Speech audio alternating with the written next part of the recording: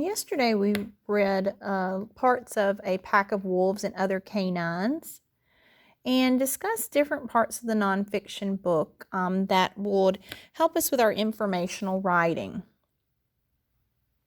So what are some things that you learned about wolves yesterday? Pause the video and type your response in the comment box below. When you are done, resume the video. Yesterday we talked about curiosity and why it's an important quality to have for a writer. Are there any other things that you might be curious to know about wolves? Pause the video and type your response in the comment box below. When you are done, resume the video. So let's read just a little bit more about A Pack of Wolves and Other Canine Groups.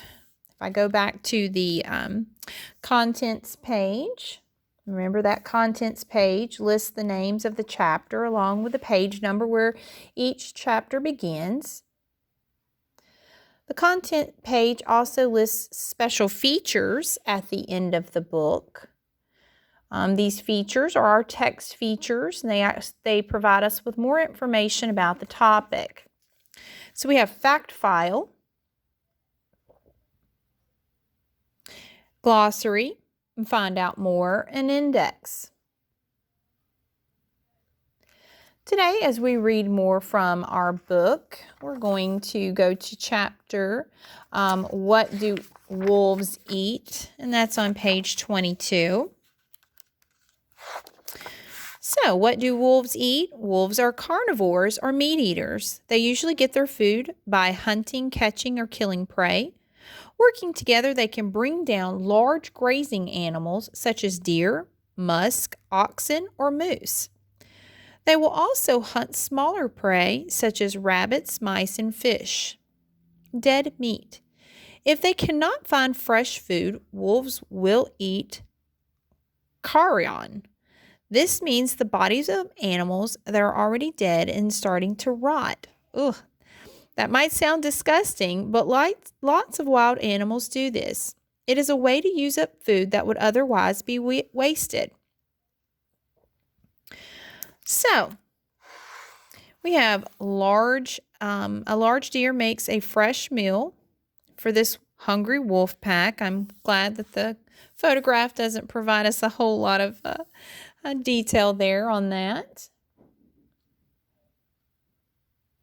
So we have also on this page, we have a diagram that provides us with information on wolves in the food web. In this diagram of a food web in a northern pine forest, these arrows point from each living thing to an animal that it eats.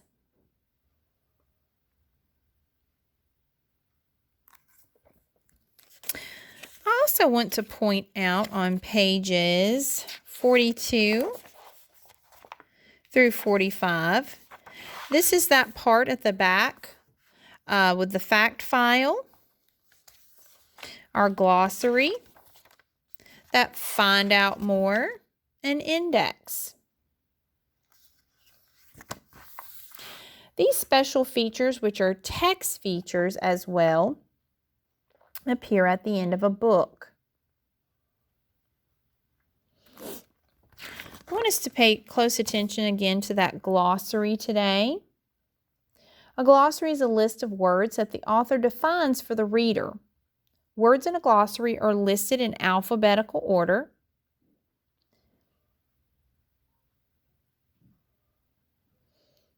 In the main text of a nonfiction book, words that appear in glossaries are often printed in bold print. And if you notice back in some of the parts that we read, you can see those bold print words. Those bold print words, if you are reading and see them, you can always go to the back of the book, to the glossary, find that word, and then you're provided with a definition.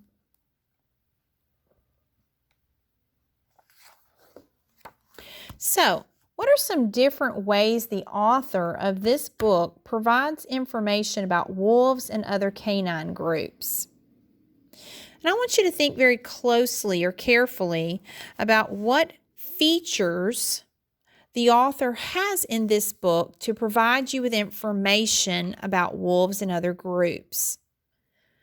This goes along with the things that we're talking about in our reading time with expository nonfiction book and text features.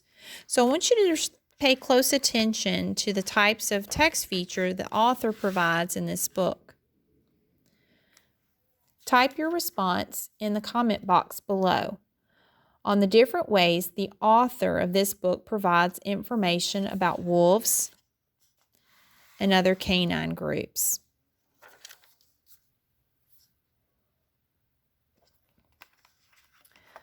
I want to leave you with one last thing for today. Is as you're getting ready here in the next few weeks on preparing to write your own informational book, think about the features that the author provided in this book and how he presented the information on this animal. I want you to be thinking about how you would like to present your informational book about your topic and what features you might include.